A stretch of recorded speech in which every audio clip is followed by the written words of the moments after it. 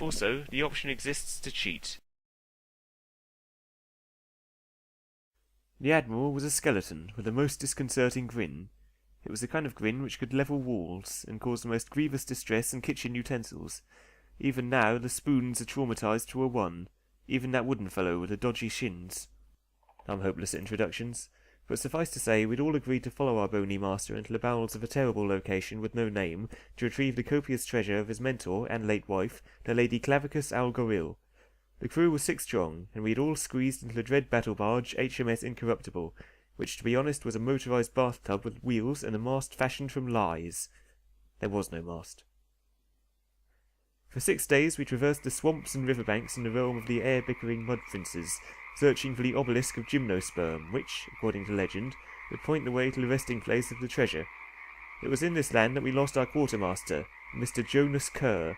In a rather tragic development, he was seized in the elastic mandibles of a catapult crab and hurled high into the air, landing with a shriek and a splat upon a nearby rock.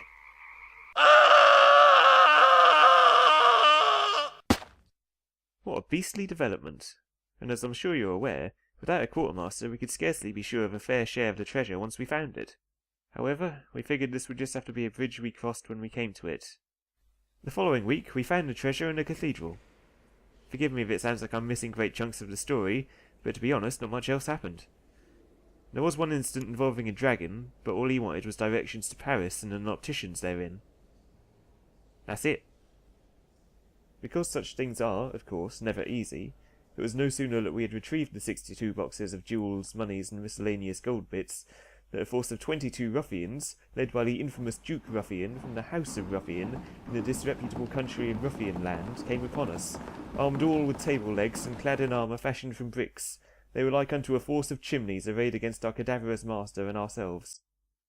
The Admiral bid us move the boxes back to the ship, boldly announcing to all assembled that he would hold off these interrupting ne'er-do-wells alone.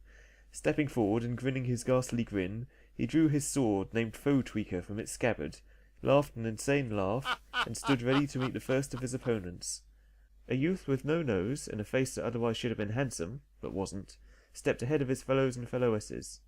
Charging as fast as his brick-bedevilled carapace would allow, he promptly fell dead, having been tweaked in the throat by the Admiral's sword.